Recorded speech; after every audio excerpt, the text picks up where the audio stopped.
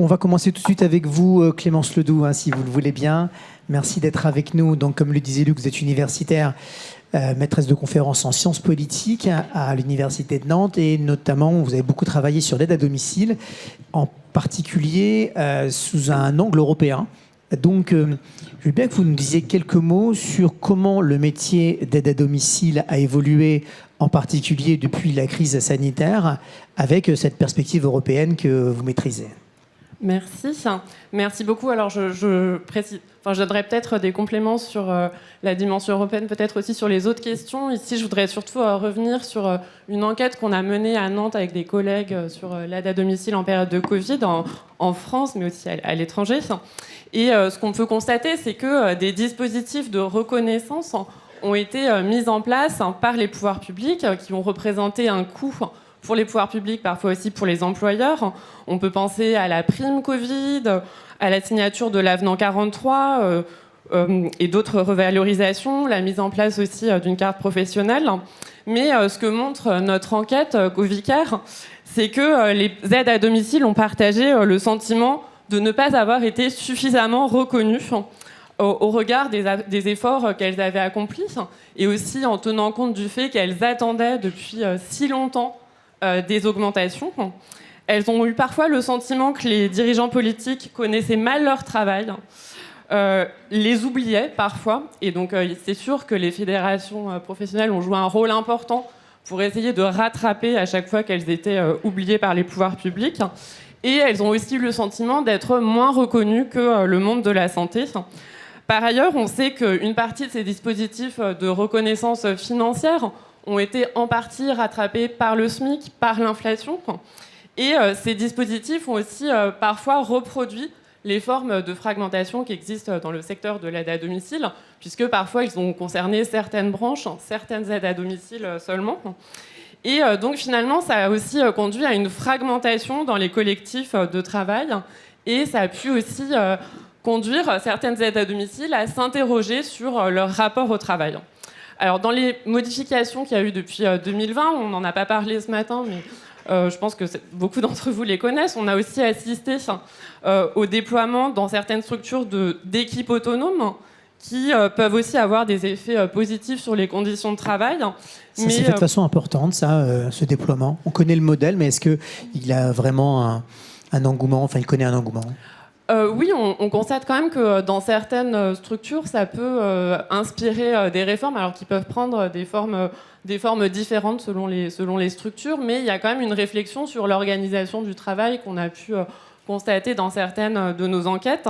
Mais pour que ce soit poursuivi, évidemment, ça dépend aussi de la pérennisation des financements. Et au total, il nous semble que depuis le Covid, il y a eu un peu une retombée de cet effort national pour la reconnaissance du métier d'aide à domicile. Et au total, la rémunération, la pénibilité du métier n'a plus beaucoup changé ces dernières années. Ce qui entraîne peut-être plutôt qu'un problème d'attractivité, il me semble un problème de soutenabilité de ce secteur, puisque au-delà de la question du recrutement, en fait, on voit que les structures ont aussi du mal à conserver les salariés, et que certaines ont du mal à aller jusqu'à l'âge de la retraite avec toutes les charges qui sont impliquées par leur travail. Et donc certaines sont obligées de quitter le secteur. Voilà. Merci Clémence. Donc on y reviendra dans un instant avec vous, notamment sur cette perspective européenne. Je vais me tourner vers Jean-Philippe Vinquant. Peut-être dans cette même période, comment les choses ont évolué pour l'accès, concernant l'accès des personnes âgées, j'allais dire de toutes les personnes âgées, aux services d'aide à domicile.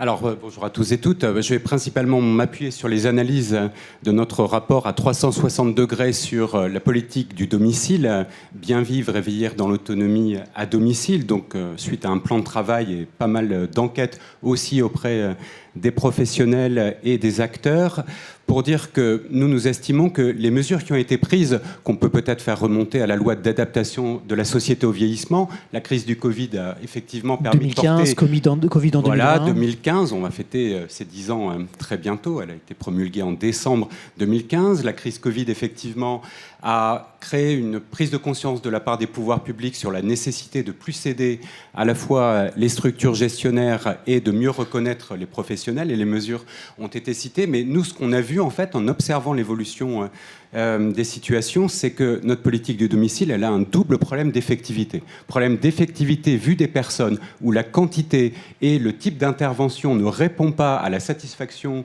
pleine et entière des besoins et des aspirations des personnes, et on le voit par un étiolement des plans d'aide, le nombre d'heures délivrées, et on le voit aussi par le fait, par exemple, que dans cette sous-consommation actuelle des plans d'aide notifiés par les départements, on a 90% des aides qui sont consacrées aux aides humaines, mais derrière, en termes d'heures effectivement délivrées d'accompagnement à domicile, on est dans des niveaux qui diminuent. Et ça, il faudra bien Pardonnez-moi, mais retravailler. ça, c'est parce que les gens ne sont pas convaincus de l'utilité du service, ou bien parce qu'il y a un reste à charge qui est trop important? C'est très multifactoriel. Mais pour évoquer cette question, je voudrais juste dire qu'on a un deuxième problème d'effectivité qui est aussi dans le soutien qui a été apporté par les acteurs publics au secteur de l'aide à domicile et aux professionnels, parce que nous avons des dispositifs qui se sont superposés de façon un peu incrémentale, comme autant de patchs pour répondre à une problématique, et qui ne s'inscrivent pas en fait dans une visibilité et dans une prévisibilité de ce soutien.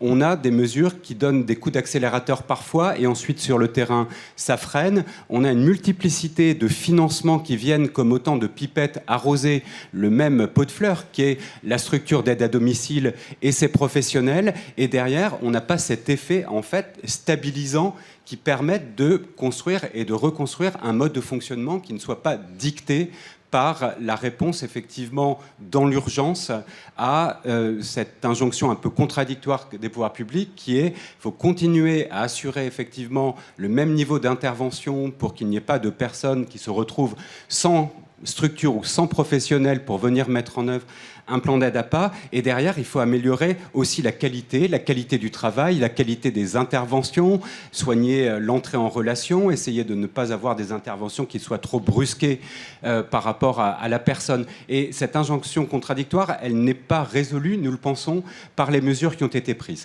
Et ensuite, pour en venir à votre question sur ce phénomène qu'il peut y avoir du renoncement à des heures pourtant notifiées et en théorie financées par le département, c'est multifactoriel. Il y a des personnes qui sont peut-être toujours dans une forme de déni de la réalité de leurs besoins, qui continuent à s'appuyer beaucoup sur les proches aidants, le conjoint, alors que l'intervention de professionnels est tout à fait nécessaire pour venir... C'est comme des gens qui ont fait la démarche de solliciter une évaluation à domicile, qui ont un plan d'aide. Ils ne sont pas dans le non-recours du tout. Alors déjà, on a, d'après les derniers chiffres de l'adresse, 28% de non-recours à l'APA. Complet, hein.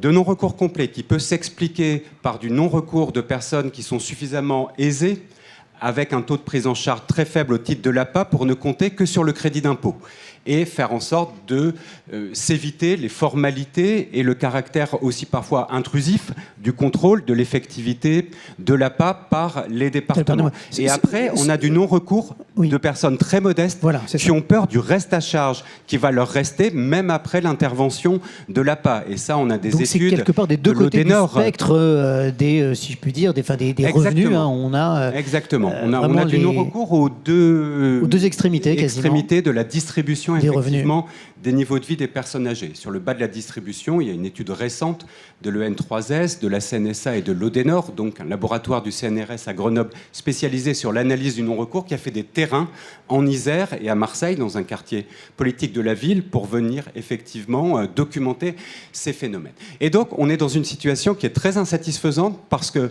par rapport à cette volonté de privilégier la politique d'accompagnement autour du domicile, le système et les dispositifs tels qu'ils sont construits produisent une forme d'évaporation qui est une évaluation assez imparfaite des besoins, où toute la partie adaptation du domicile, qui va être le lieu de travail des aides à domicile, est assez mal mise en œuvre entre les différents dispositifs qui sont les aides à la pierre avec MaPrimeAdapt, qui était très nécessaire, qui offre de la visibilité, mais derrière ces conditions de mise en œuvre sur le nombre de logements qui sont budgétés en adaptation, sur les conditions d'éligibilité, laissent de côté quand même beaucoup de personnes. Or, il n'y a que 6% de logements qui sont réellement adaptés au vieillissement, avec des limitations, des incapacités, un besoin de sécurisation. Et ensuite, sur le volet APA, les aides humaines, en fait, mangent d'une certaine façon toutes les capacités qu'on a à déployer aussi des aides techniques.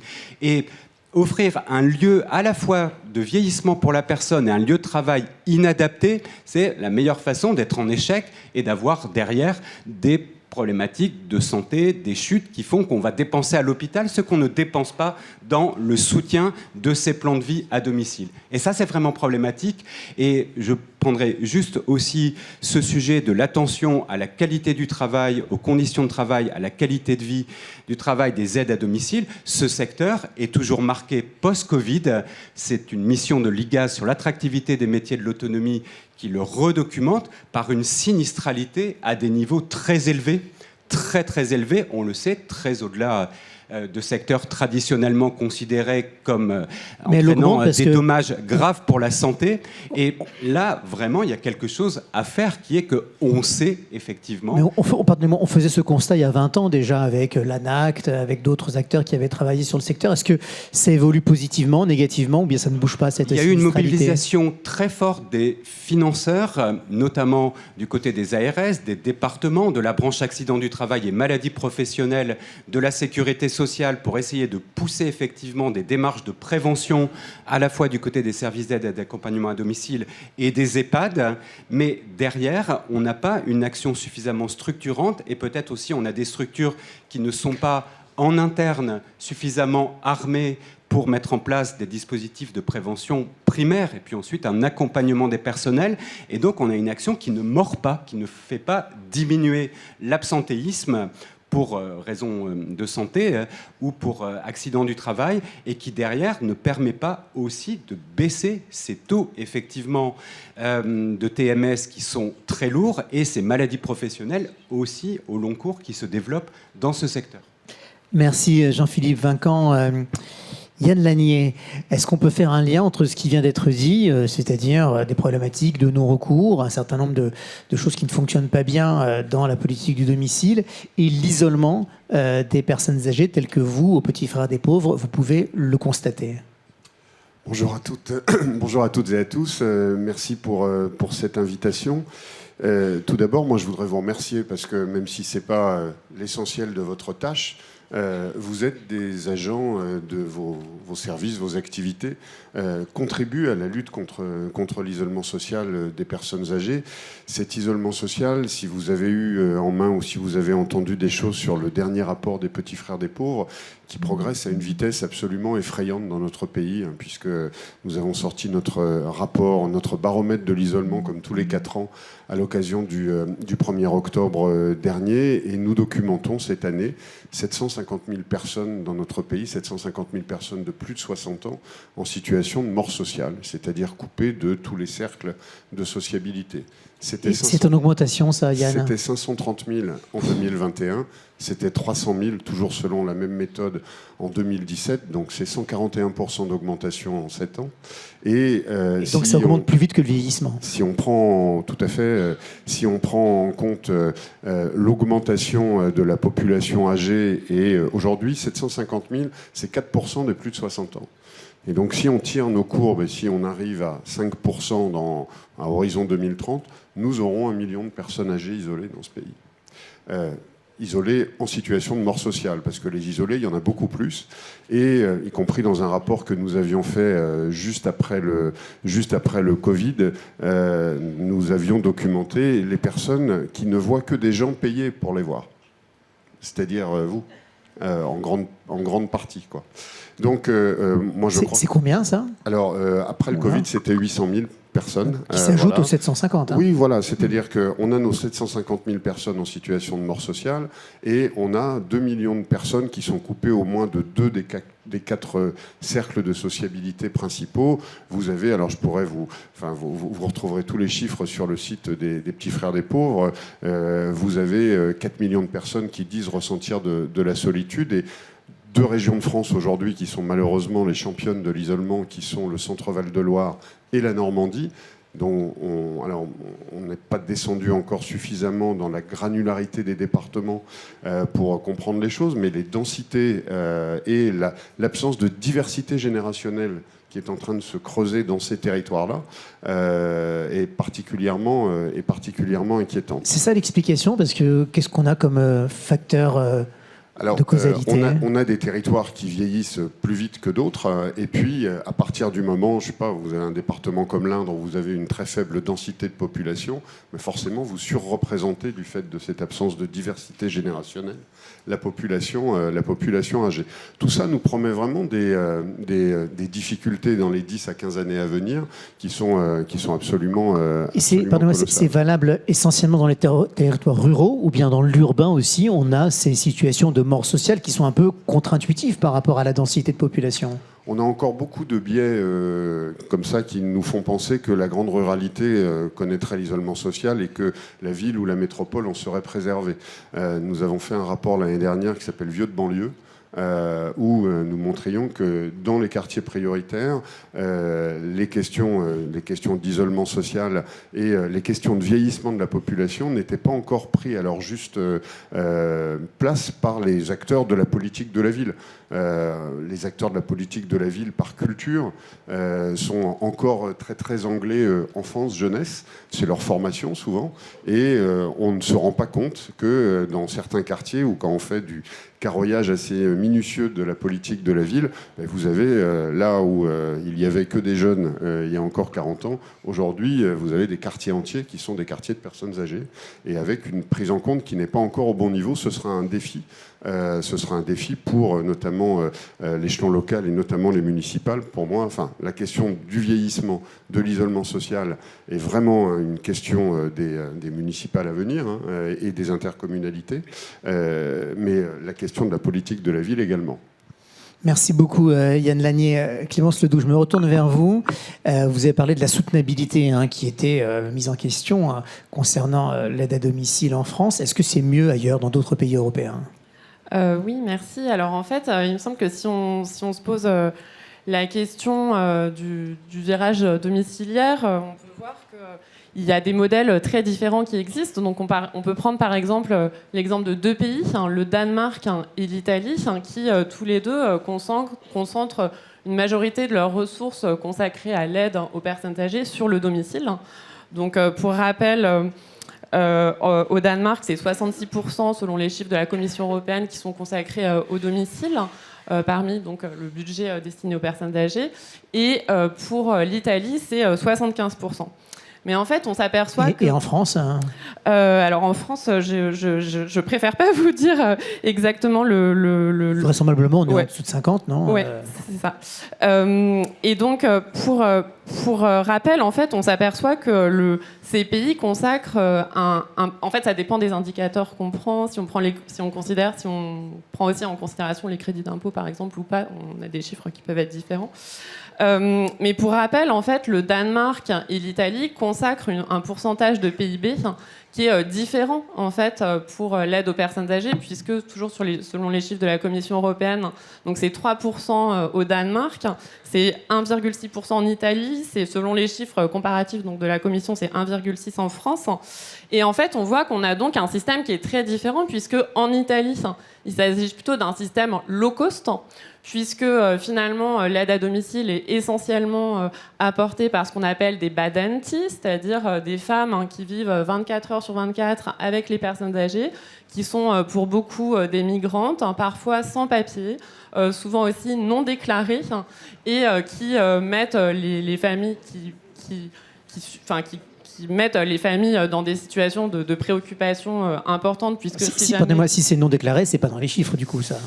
En fait, c'est dans les chiffres, puisque en Italie, il existe une allocation qui est une allocation forfaitaire qui ne suppose aucune déclaration des personnes qui vont travailler pour effectuer cette aide à domicile. Donc concrètement, les familles... On peut utiliser une allocation officielle pour payer quelqu'un de façon non déclarée. Exactement. D'accord.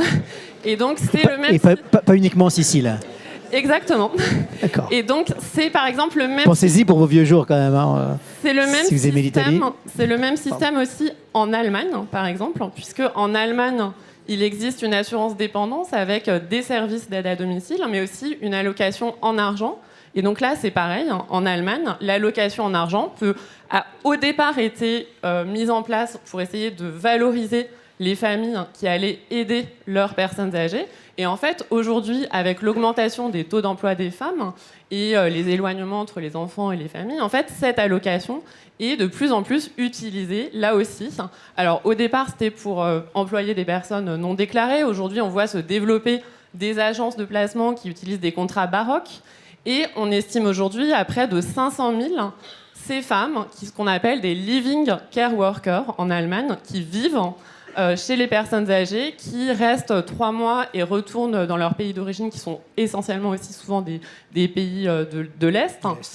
Et donc on a bien vu au moment du Covid que ces systèmes en Italie, en Espagne, créer tout un ensemble de difficultés pour protéger les salariés. Clémence Ledoux, est-ce que l'heure tourne c'est passionnant ce que vous nous dites. Est-ce qu'il y a un modèle vertueux en Europe dont on pourrait s'inspirer pour le virage domiciliaire en France? Alors justement, je pense que le Danemark pourrait certainement être un modèle à considérer. L'IGAS l'a aussi pris en considération, puisque dans le cas du Danemark, l'aide est attribuée par les autorités sur des conditions strictes de qualité, de qualification du personnel, d'expérience, de respect des conditions d'emploi et de travail. Et donc là, on a beaucoup de budget qui est consacré au domicile, mais sans non plus laisser totalement les établissements de côté. On a même vu, par exemple, des plateformes d'aide à domicile signer des conventions collectives au Danemark. On pense à la plateforme Ilfer. Et donc, peut-être que le Danemark serait davantage un modèle à aller regarder. En tous les cas, on voit que ce renforcement domiciliaire peut prendre des formes très différentes. Et là, ce sont des choix de société. Qui nous engage. Merci beaucoup Clémence Ledoux. Jean-Philippe Vinquant, vous aussi, vous êtes Team Danemark pour le virage domiciliaire. L'analyse qu'a fait la mission IGAS sur les lieux de vie autres que les domiciles historiques et les établissements médico-sociaux montre que le modèle danois il est un petit peu ambigu parce que se recrée une forme d'établissement spécialisé. Parce que quand on commence à spécialiser une résidence et que les personnes y rentrent assez autonomes et assez jeunes et qu'elles y vieillissent, après, assez rapidement, on doit augmenter les moyens humains, soignants de ces structures et on se recrée d'une certaine façon une sorte de quasi-EHPAD, là où on voulait être dans une politique plus inclusive de l'habitat ordinaire des personnes âgées. Donc le modèle danois n'est pas sans ambiguïté. En revanche, nous, le travail de comparaison internationale qu'on a fait, et on est allé assez loin, c'était un peu sur les approches qui étaient retenues dans beaucoup de pays maintenant, qui sont beaucoup moins réparatrices et compensatoires que l'approche française, qui est très marquée effectivement par ces grandes prestations de compensation, où on analyse plutôt des déficiences et on vient apporter derrière des réponses, mais très éclatées. Et nous, ce qu'on propose, c'est d'être dans une approche beaucoup plus finaliste, comptant beaucoup plus sur les ressources des personnes, de leur entourage, de ce que peut apporter aussi le cercle et le réseau de la personne elle-même, à côté de l'intervention nécessaire des professionnels, et viser un résultat, d'avoir une politique qui soit finaliste, résultative, et compter aussi beaucoup plus sur les ressources des territoires. Actuellement, on a des politiques qui sont très silotées d'une certaine façon, et derrière, on aurait intérêt à connecter ces problématiques de gestion du vieillissement de certains territoires, de la transition démographique, du vieillissement du parc HLM, par exemple, aussi à ce que peuvent apporter les acteurs de l'autonomie pour faire en sorte que les personnes puissent rester le plus longtemps possible dans cet environnement familier où elles souhaitent vraiment quand même vieillir durant beaucoup d'années. Après, nous, on a quand même montré qu'on a un défaut derrière de programmation et de planification de cette transition démographique.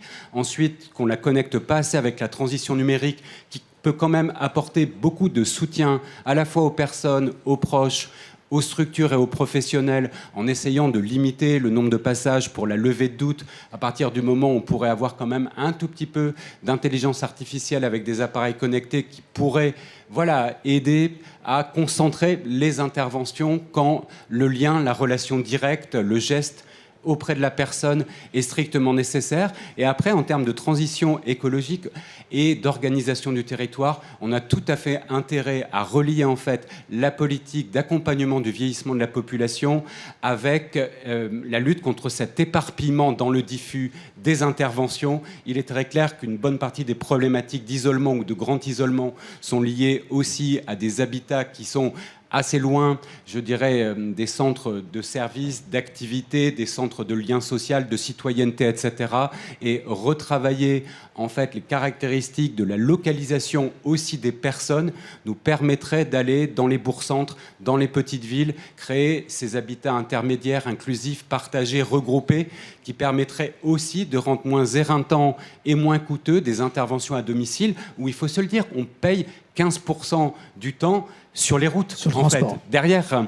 Et donc, faire en sorte qu'on puisse essayer de combiner les trois transitions et une vision d'organisation du territoire pour rendre notre système aussi plus sobre et moins éclaté et moins fatigant pour tout le monde dans ces coûts de coordination qui sont très élevés, ça nous semble quand même une piste très porteuse, et il y a de nombreuses collectivités départementales, interco, communes qui travaillent vraiment effectivement ce regroupement des personnes. Ça permet aussi de revitaliser des petites villes et de mettre des emplois pour des actifs effectivement qui peuvent s'orienter vers ces métiers, mais qui veulent une qualité de travail et une qualité de vie personnelle un peu meilleure que celle des tournées actuelles. Bien sûr. Merci Jean-Philippe Vinquant. Merci. Pour conclure, je me tourne vers vous, Yann Lanier. Pour vous, c'est ça, comment vous nous avez fait le constat, comment on lutte contre cet isolement? Est-ce qu'il faut retravailler sur l'habitat, la localisation d'abord, ou l'organisation des services, combiner les deux? Comment on fait? Alors, si on se place dans une perspective un peu de long terme pour que justement notre prédiction de 1 million de personnes en situation de mort sociale en 2030 n'arrive pas, parce que ce serait vraiment le but du jeu, même si la prévention, ça s'envisage plutôt à 10-15 ans qu'à horizon 5 ans. Je crois qu'on a encore un énorme travail de prévention à faire. Moi, ça peut vous paraître assez contre-intuitif vu de ma place, mais ce qui m'intéresse, c'est les gens de 40 ans et de 50 ans pour qu'ils ne soient pas accompagnés par les petits frères des pauvres dans 10 ans, 15 ans, 20 ans. Donc aujourd'hui, le travail de prévention, il relève des individus et on est en train, nous, de construire des outils qui vont aider des personnes à pouvoir mesurer la densité, la diversité, la profondeur de leurs relations sociales. Et on le fait en lien avec des mutuelles. Enfin, je ne vais pas avoir le temps de développer là, mais pour que des personnes puissent prendre un certain nombre de dispositions pour se prémunir d'un futur isolement social, même si il y a des gens, il y a beaucoup de chemins aujourd'hui qui peuvent mener à l'isolement et à la mort sociale. La question sur laquelle on a besoin de travailler tous ensemble, et je rejoins complètement Jean-Philippe là-dessus, c'est le repérage. Aujourd'hui, on est encore sur les questions de repérage dans des situations balbutiantes, parce que c'est quelque chose qui n'est pas simple, parce qu'à un moment, il y a de l'éthique, on ne peut pas signaler des personnes contre leur gré. On a tout un tas de sujets, et puis il y a des habitats, il y a des typologies de territoires où il n'est pas forcément simple de mettre en place une solution. C'est pour ça que je reviens souvent à l'échelon local, pour se dire qu'aujourd'hui, l'une des solutions, c'est la synergie, vous l'avez évoqué Jean-Philippe, la synergie de l'ensemble des acteurs, à partir du moment où on a un tissu associatif dense, des services qui se parlent, une communauté médicale en lien avec l'aide à domicile, des élus qui viennent pousser également dans ce sens-là, on peut penser qu'en organisant donc des stratégies posées au niveau local, on doit pouvoir arriver à faire plus et mieux. Je redis toujours que la question de l'isolement social n'est pas une question forcément de moyens supplémentaires. On ne va pas résoudre l'isolement social ni par une loi, ni par des décrets, ni par des postes. Un moment, c'est la capacité aussi d'engagement des citoyens, des voisins, du service civique. Moi, je suis très inquiet de voir comment la politique du service civique est aujourd'hui remise en cause, mais également le financement des associations. On peut avoir, enfin, là, on est en train de, on a toujours, peut-être pour terminer là-dessus, on a toujours le sentiment que les engagés, les bénévoles sont une génération spontanée qui se renouvelle comme ça année après année. C'est faux. On voit aujourd'hui que l'engagement prend des formes différentes et on a, à mon sens, intérêt, si on ne veut pas demain être dans un désert nouveau qui se cumulera au désert sanitaire, etc., si on ne veut pas un désert d'engagement ou des déserts d'engagement, on a intérêt à y travailler dès maintenant. Ça, c'est les collectivités locales, mais c'est aussi l'État.